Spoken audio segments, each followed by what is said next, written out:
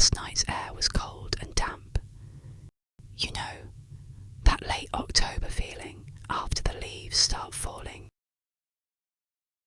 and just before the frost. That feeling that reminds you just how lonely last winter was. What was I saying? Oh yeah, weather that makes you think ghost stories. For me, this time of year is always Sleepy Hollow. Well, this Halloween reminds me of another story. The Telltale Heart. Or is it the Telltale Heart? The sound made by someone running their mouth. The first title could be a romantic game of kiss and tell. The other was written by an American master of killing. Try to keep quiet. Edgar Allan Poe. Think about how crazy his ass must have been, writing stories of murder in the middle of antebellum. Not bedtime stories. Hell no. His pen went straight to the deep end of the pool. The Renaissance and Baroque periods were born from stability, times when most people's needs were met and the human mind could wander toward beauty, invention, and art. That kind of security lets imagination thrive. Poe didn't have that. He made horror out of hunger and genius out of grit. Or some shit. He wasn't the literary version of Van Gogh. Van Gogh recorded distorted images he saw. Poe was a smart guy who happened to be good at writing spooky stories. Around 12. Total. Most of his work was comedy, satire, and criminal investigation. He wasn't underprivileged or picked on. He went to West Point, put in the work it took to get there. Decided it wasn't for him and left after the first year. Not because he couldn't handle it. It just wasn't his thing. We've all been there.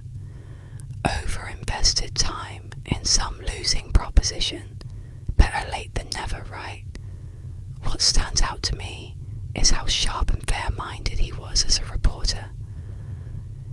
He did his best to write unbiased truths so others could draw their own conclusions. The last of his kind. Replaced by, if it bleeds, it reads. Again, his name was Edgar Poe. He only used Allan a few times. Besides, whoever became popular with yellow journalism and its ugly tactics, William Randolph Hearst and Josephine Pulitzer, let's not worry about them or their bullshit for now. We'll save that for another sleepy story.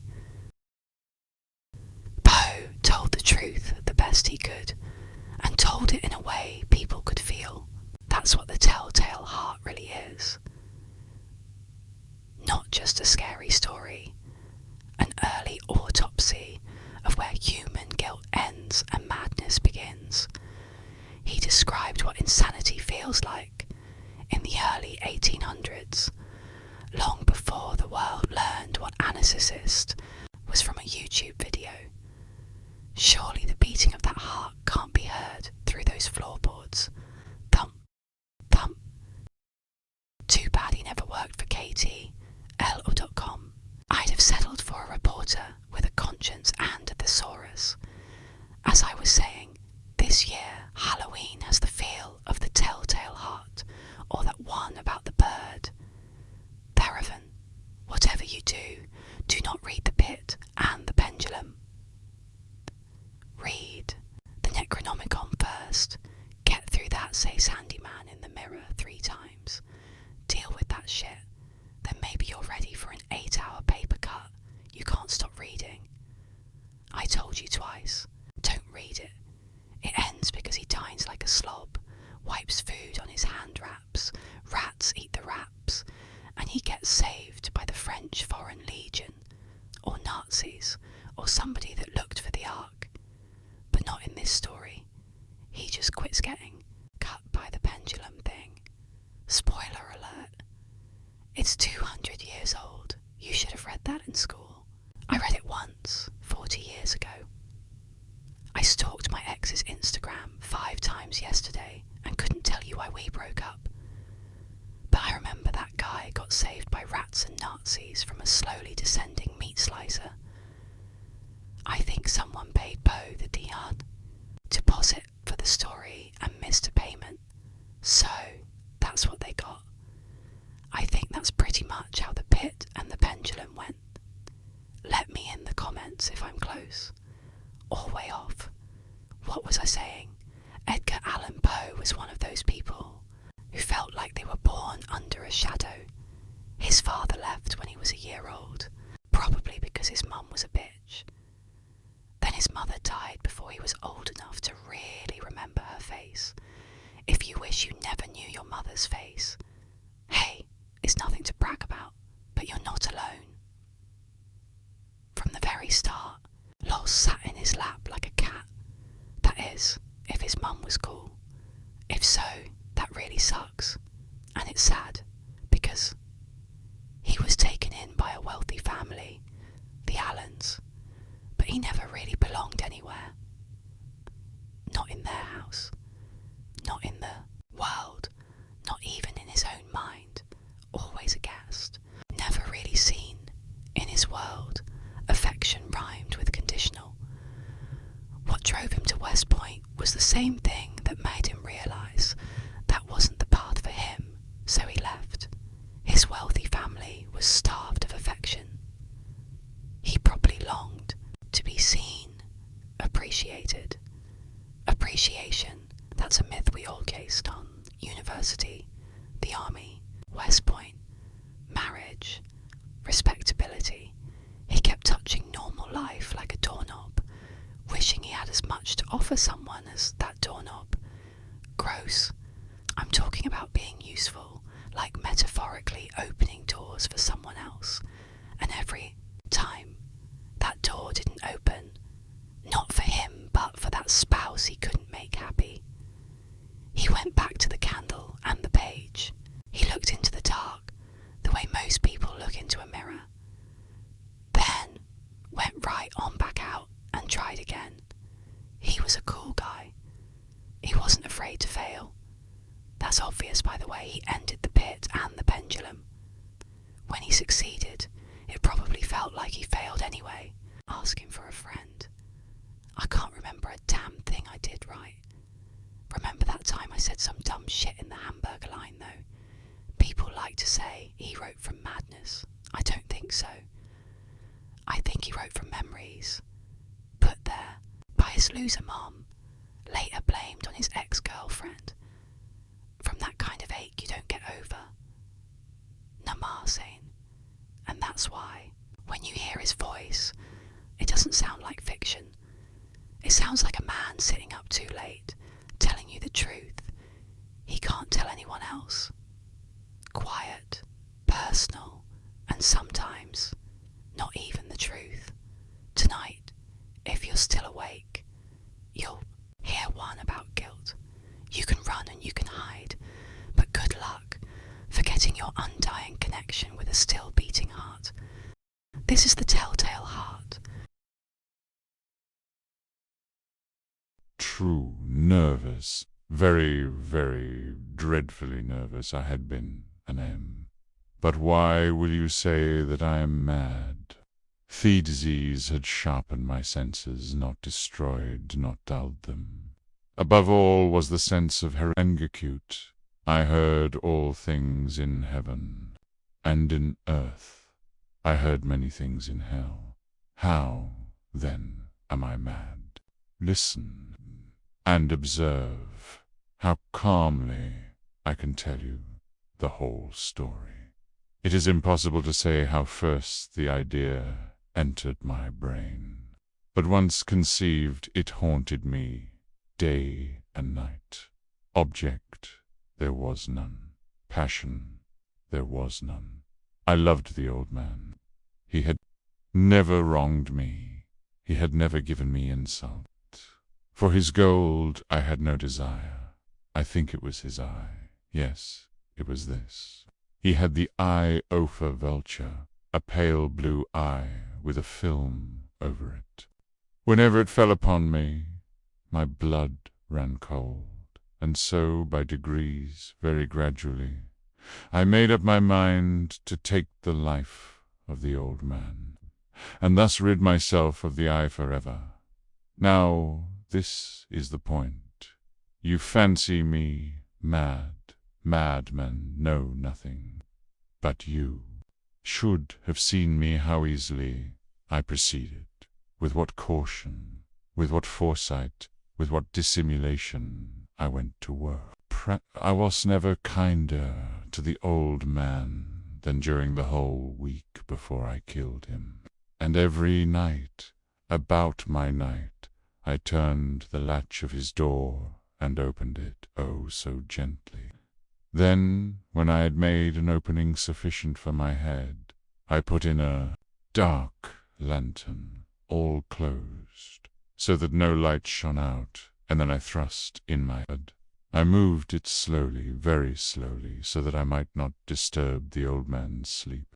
It took me in order to place my whole head within the opening so far that I could see him as he lay upon his bed. Would Amidman have been so wise as this?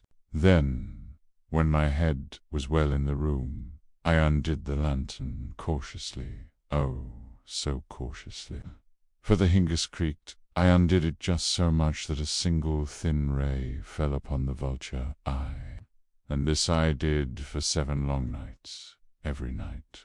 Just at midnight, but I found the eye always closed, and so it was impossible to do the work. It was not the old man who vexed me, but his evil eye. And every morning, when day broke, I went boldly into the chamber and spoke cheerily to him, calling him by name and inquiring how he had passed the night. So you see, he would have been a very profound old man indeed to suspect that every night, just at 12, I looked in upon him while he slept. On the 8th night I was more than usually cautious in opening the door. Our watch's minute hand moved quickly, then did mine. Never before that night had I felt the extent of my own powers, of my sagacity. I could scarcely contain my feelings of triumph, to think that there I was, opening the door little by little, and he not even to dream of my secret deeds or thoughts.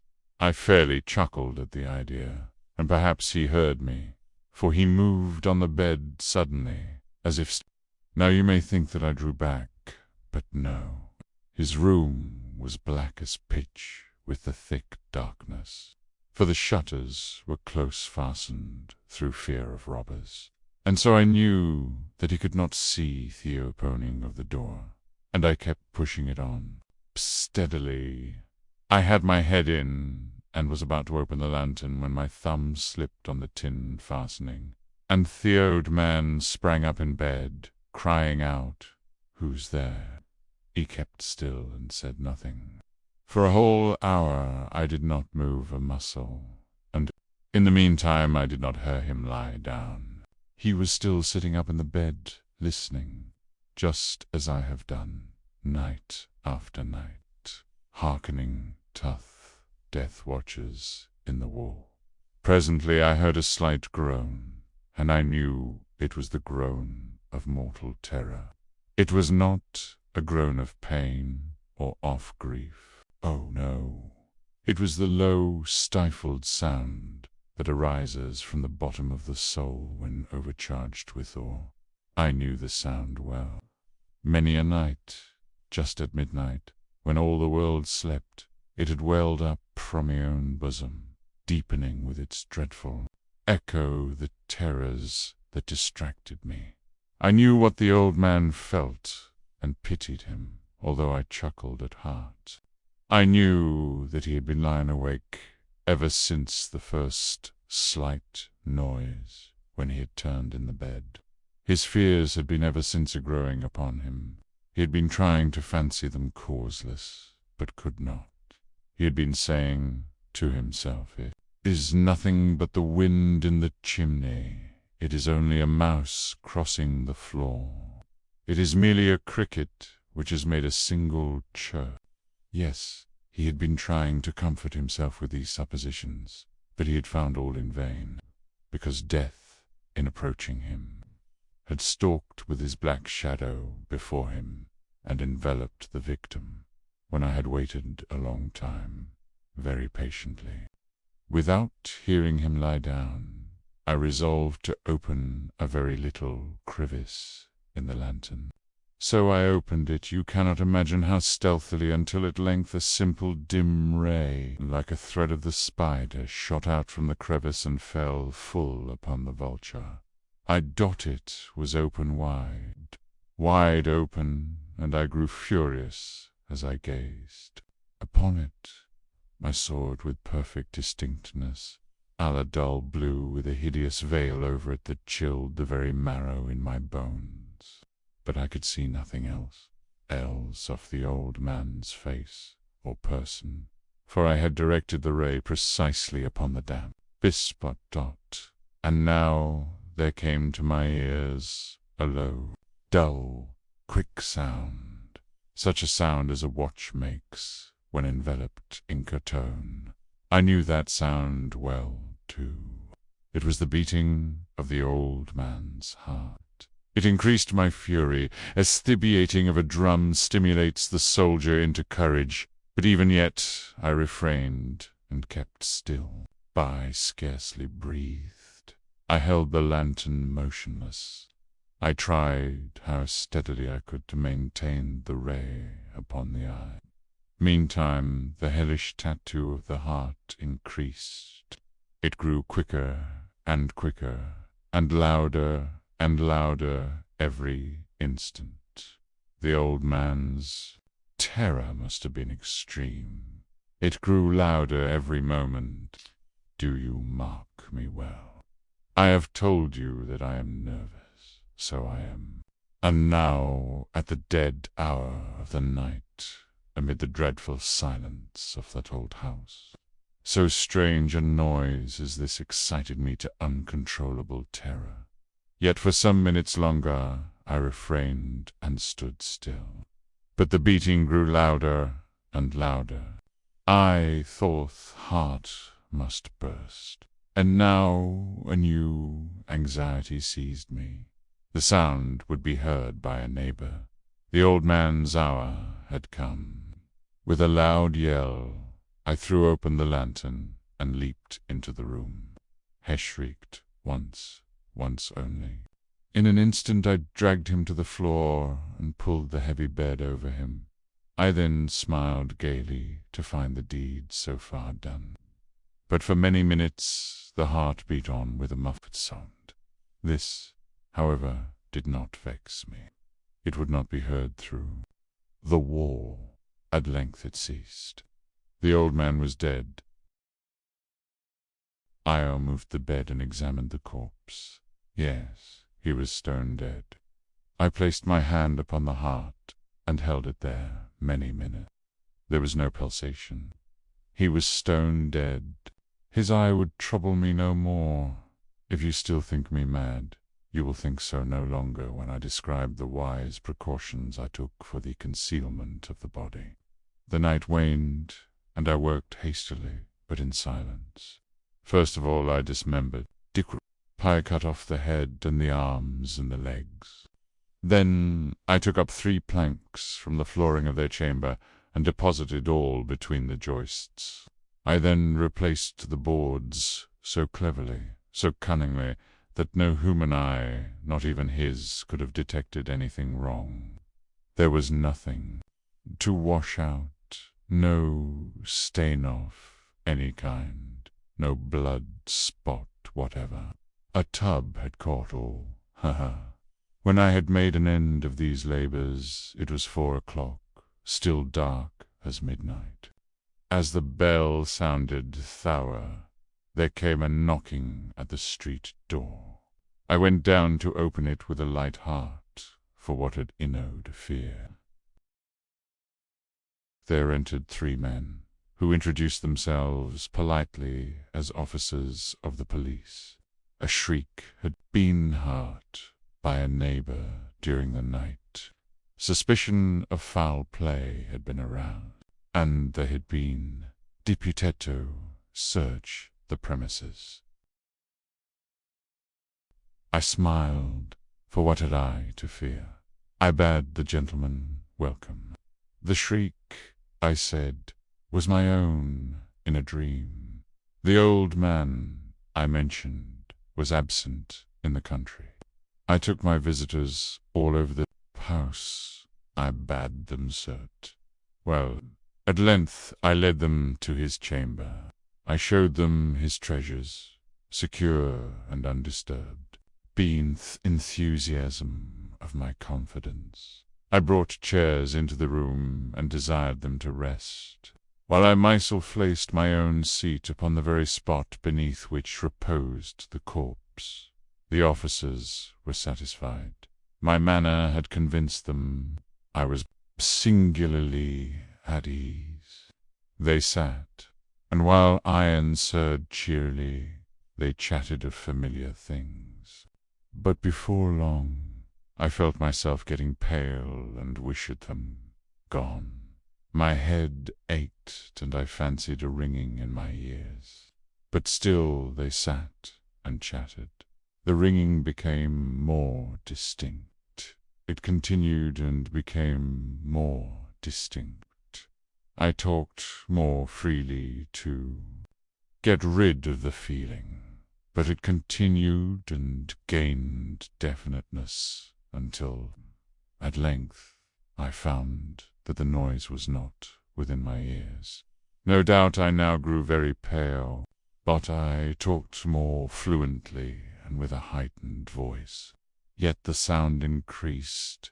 What could I do? It was a low, dull, quick sound, much such a sound as a watch makes when enveloped in cotton. I gasped for breath, and yet the officers heard it not.